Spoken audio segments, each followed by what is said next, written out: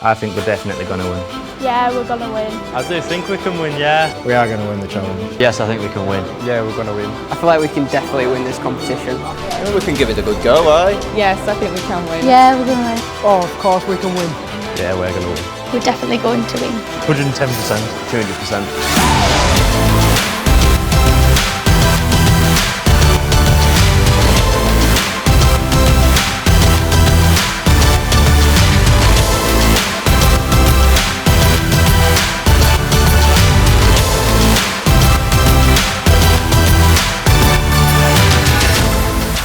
National Apprenticeship Week at Gen 2 is always something really, really special. So each year we're trying to make it bigger, more challenging, more innovative. National Apprenticeship 2019 has took place over each of our 4 centres in Carlisle, Ulverston, Energous and here at our Lily Hall headquarters. The learners have took part in these challenges over a month period where they've developed the teamwork, problem solving, creativity, innovation. My group is doing the sculpture challenge. We're doing the 9-volt challenge. We've been doing the interactive challenge. Yeah, so we're doing the entrepreneurial challenge. Looking at the entrepreneurial challenge where the learners have produced a sustainable business where they look at the planning of the business, the profit and the loss, but also how they raise money for local charities. And we decided that we would make terrariums in glass jars using a recyclable element for our local charity, which is Alzheimer's Cumbria. We've chosen to raise money for Parkinson's West Cumbria.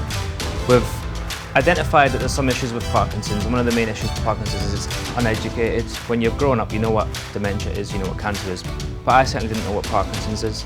So we wanted to introduce more educational awareness for Parkinson's, and the best way to do that is introduce it young at schools. And we found that one of the main lines of inquiry about how to treat Parkinson's is now using pig cells. So we wanted to do something relating to pigs.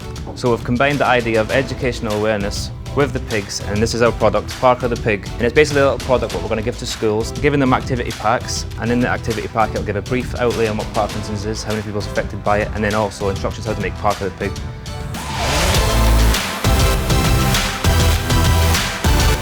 The sculpture challenge that looks at producing an engineering sculpture using the skills that they've completed within their apprenticeship. We're given the sculpture challenge and we decided to design it around a dragon head.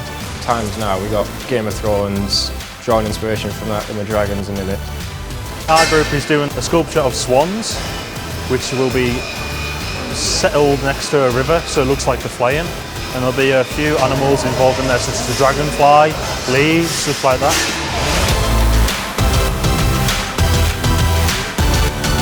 The interactive kit challenge, which looks at manufacturing a piece of interactive kit that can be used to train the engineers of the future. We decided to take inspiration from the Glasgow Finniston crane. We made a crane so the judges could use it. We made it a mixture between mechanical movement and electrical movement. So this year we're doing the interactive kit challenge, and our team decided to do a simulation of toxic waste or nuclear waste cleaning on site. We're doing that by using robotics and cameras inside of the box itself.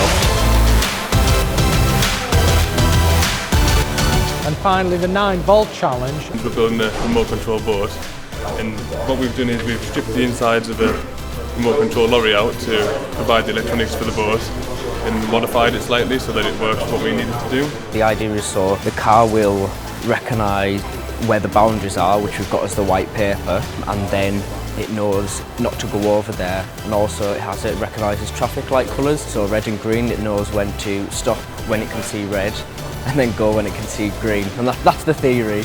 This whole project has allowed the learners to work together, work in teams that they haven't traditionally worked in. In my team we've got 3 electricians, a couple mechanical and a couple nuclear workers. We've also got a mix between the Year 2 apprentices and the Year 1 apprentices.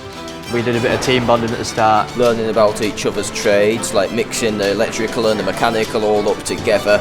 It's quite good knowing what your team's good at and what they're not good at, so you can use that to your advantage. Working as a team was good fun. We all chipped in and helped with different parts of it. We all had to then go into our separate areas and work a bit more individually, but still coming back as a team to make sure we're all on the same track. It's had the different disciplines working together. We've gone away from being a particular craft into being a team, and teamwork is the way forward.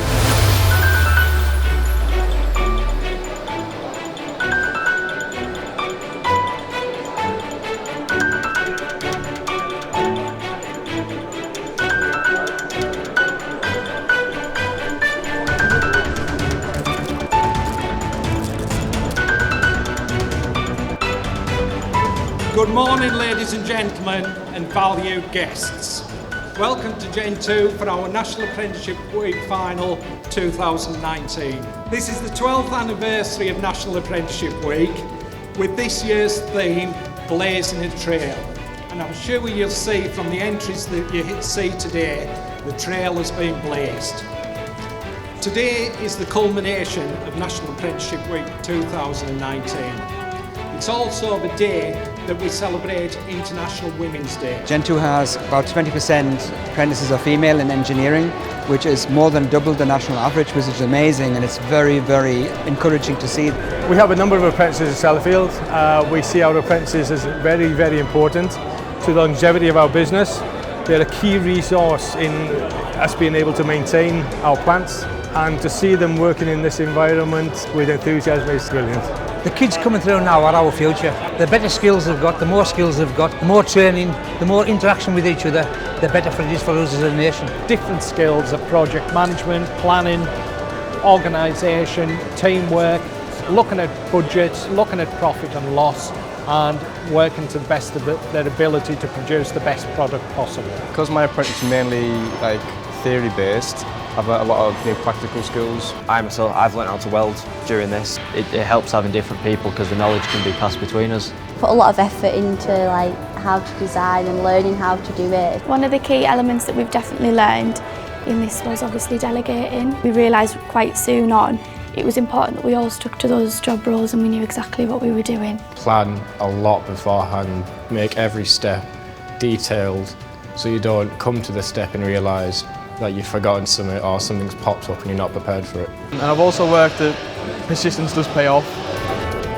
It is nice to come and take part in the judging, to see the apprentices just practicing the skills, practicing the thought processes, practicing the risk assessment that goes with design, manufacture and then implementation. And just to see the enthusiasm today has been fantastic. The Interactive Kit Challenge in first place, team tuning also from Energies. We're pleased that we've won the challenge, but it doesn't really matter because just the fact that we've managed to develop a design from scratch and then make it into something that we didn't know we could do. And in first place, it's the Megawatts from Cams. We're really pleased that we've won today. It's been enjoyable and we really wish we could do it again next time. And in first place for the Engineering Sculpture Challenge, Team Emin, also from Cams. Seeing all the other challenges, I didn't think we would have much chance of winning, but we came out at the end top, so couldn't be happy as ever. Now to our Entrepreneurial Challenge. And in first place this year, it's Team Torvalds from Energies.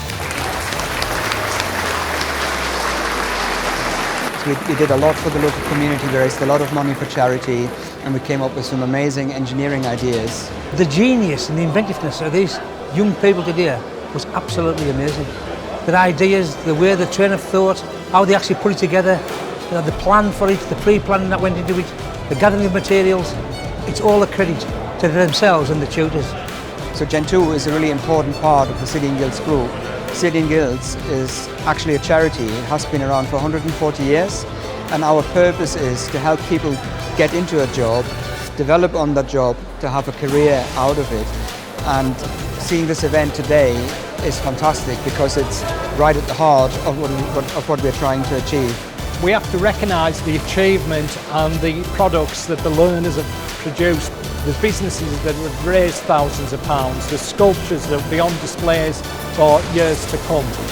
But it's all down to the effort, the enthusiasm and the commitment of the learners, the support from our staff and the support from the employers who have released them to complete this National Apprenticeship Week activity.